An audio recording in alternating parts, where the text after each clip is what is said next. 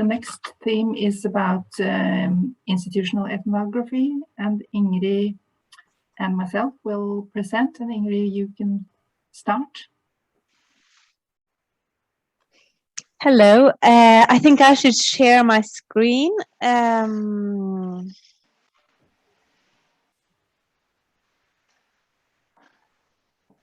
Do you see my screen now?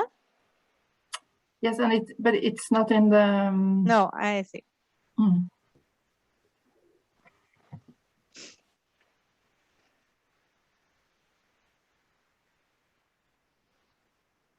Or no, now we see the next. Always something like that. I just don't know what to do now, but Gå på visningsinnstillinger. Just Norwegian. Yeah. And where is that? Øverst. Here? Ja, nei, ved siden av der. Der tror jeg du kan... Nei, kanskje. Yeah. Bare gå tilbake sånn. Ja, der. Yeah. That's good. Very okay. Good. Okay, then we will start. Our chapter is about institutional ethnography, and we see this as a way of bridging the individual and the institutional. And the reason why we came up with this idea is that we have an impression, I think, that much research on leaving care either focuses on the individual, like the experiences of care leavers, social workers, families, or is more concerned with organizational factors, including policy analysis or program evaluations.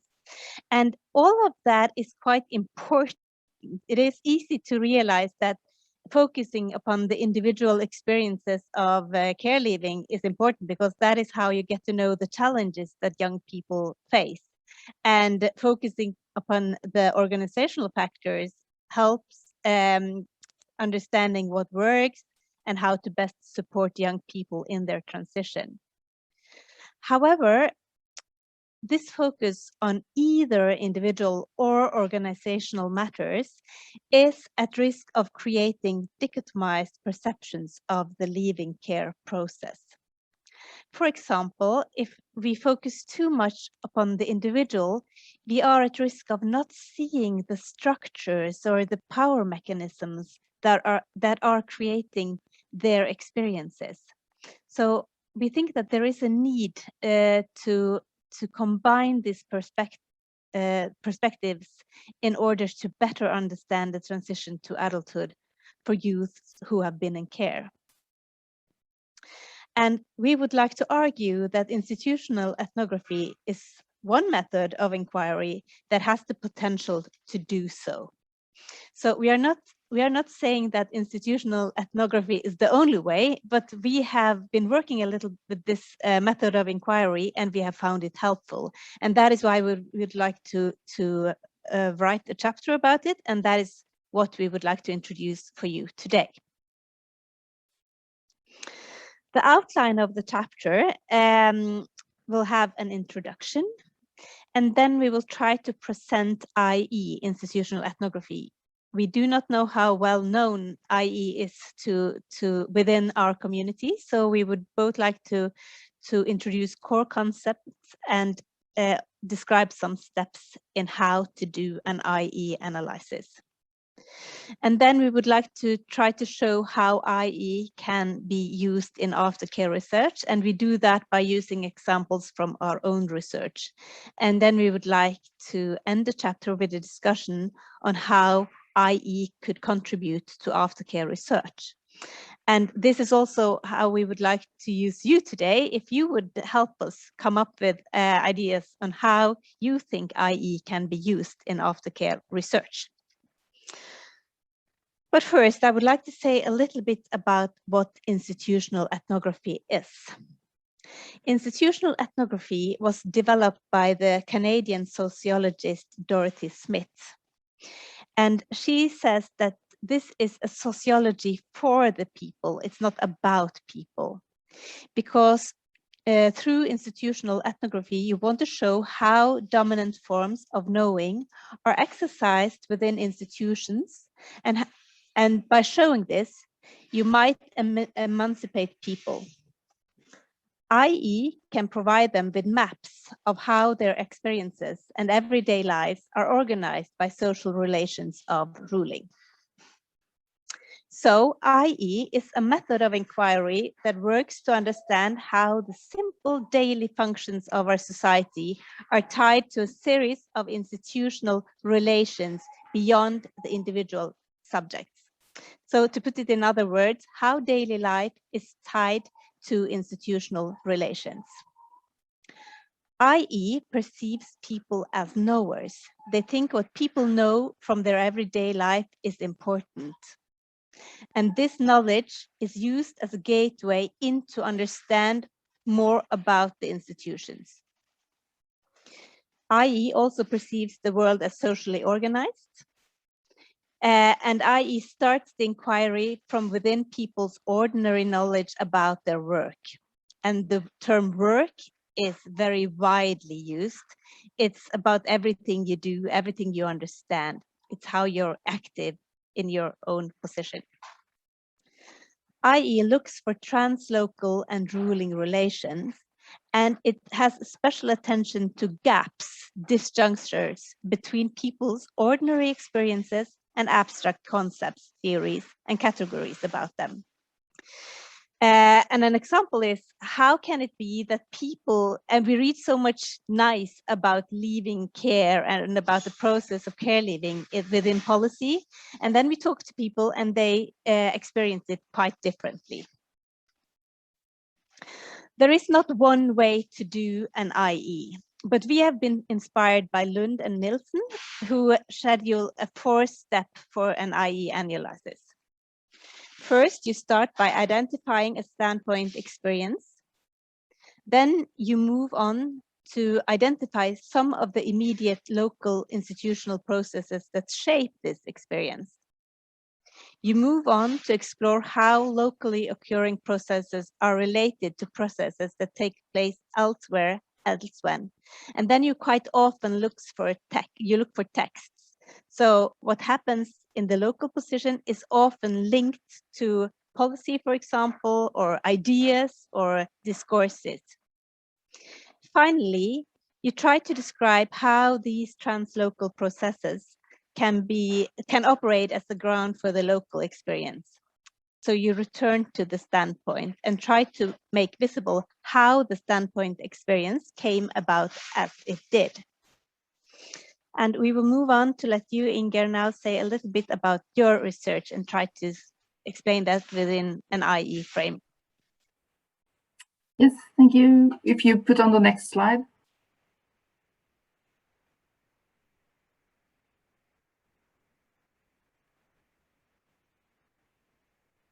Thank you. In my contribution of the chapter, I will use my PhD research about injury use with social workers and support for care leavers. Both injury use social workers in child welfare services and social services for adults.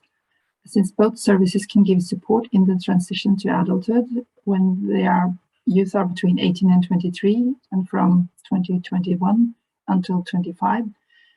But it was until 23. And one of the questions I had in mind was, does it matter which service gives support? And the research question was, in what ways do organizational and institutional conditions guide social workers' discretionary judgments concerning support in transition to adulthood? And I'll use the steps just to show how I think we will write the chapter. Can you take the next? To identify the standpoint or the experience of the social workers. Social workers in child welfare, when they were considering eligibility for support, their focus was on youth in care, the history of child welfare matter, and the aim of intervention after care. Intervention, it was independence in the end. I'm just taking very small examples here, so it's maybe difficult to follow, but trying to make this visible for you. And when the social workers in social services for adults, they focused on whether or not the youth were sick, and the conditions of today mattered, and their background was kind of irrelevant. and the aim of intervention was immediate financial independence. Take the next. And then we're following the steps of EI to identify some of the immediate local institutional processes. And part of that was finding the discretionary conditions for considering eligibility. And when they gave reasons for their considerations, the social workers often referred to like local practices. This is how we do it. And their routines, sometimes they were written, sometimes not, and the law, and also the intentions behind the law and the mission of the services. And this is kind of examples of institutional processes, what they refer to when they were considering who of the young persons were eligible for support. And the next,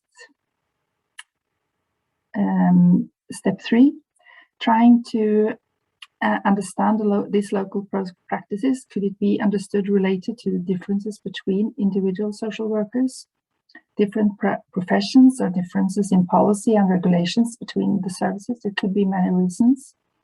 But when mapping the text I referred to on the last slide, the social workers referred to documents like policy documents, the Child Welfare Act and Social Service Act in Social Services for Adults now, and also government papers. And these texts underline the child welfare workers' different orientations towards the youth in the 2 services. Like, had they been in care or not? Were they sick or not? Then you can take the next. To describe how these translocal processes operates on ground level of the local experience, and return to the standpoint to the social workers' experience. This is kind of in a way theoretical, but trying to make it concrete. How to explain how these texts or the content of them got activated in the local services in this situations. Then I used theory of institutional logics, and very short definition, institutional logics are the organization principles guiding field participants' focus of attention. And then I could say that the different institutional logics in the 2 services pointed to different focus of attention, like being in care or not, and being sick or healthy. And these different institutional logics make the social worker see different parts of the youth, which also gave focus on different aspects when they gave the services and support. So Ingrid, then you have to be very fast when you talk the last. You have 2.5 minutes. Yeah, I will try to do my best. Well, my study is a study on disabled care leavers and how they have experienced support in the transition to adulthood. And I did not start out as an IE, but when I started interviewing the young people, I was so struck by how they did not receive any support from child welfare services related to their disability, even if they could tell very much about disabling experiences. So when I wanted to understand more of this, I started to analyze what kind of institutional processes shaped this experience. And first of all, it was that disability was not even put on the agenda when child welfare planned their aftercare. They did not talk about disability. They talked about work or a place to live, but nothing about disability. The youth could also tell that they experienced that the responsibility for what I call the disability work was placed on the individual youth.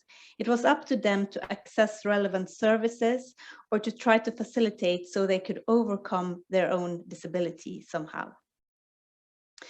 Many could also tell of exclusionary practices. For example, the child welfare initiated contracts where the youth should do certain things that actually was almost impossible for them to do due to their disability. For example, that child welfare demanded that they should have full days at school, even if they had a bodily pain that made that impossible for them.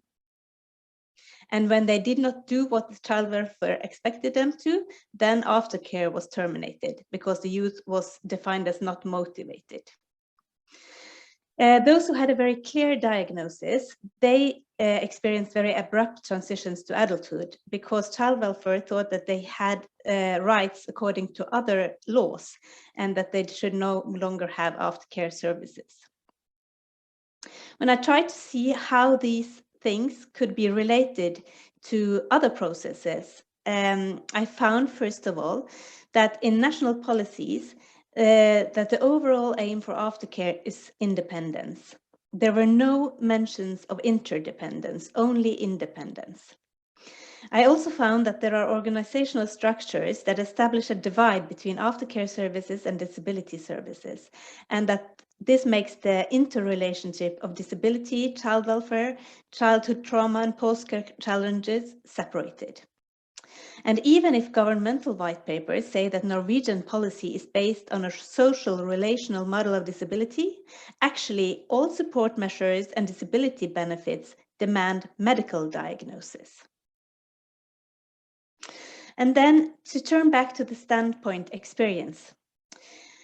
This is kind of a matter of categorizations, because since there are no scripts for transitions to interdependency, the youths are defined as either a care leaver or a disabled. And both these cases is a process of individualization where you place the challenges of the youth on the individual youth. Youth categorized in light of their care experience are expected to become independent. They are made responsible for their lives and their failures. And youth categorized in light of experiences of disability have a clear medical diagnosis, are entitled to disability benefits or disability support, but they often experience abrupt transition to out of child welfare services, and their care experience is not taken into consideration.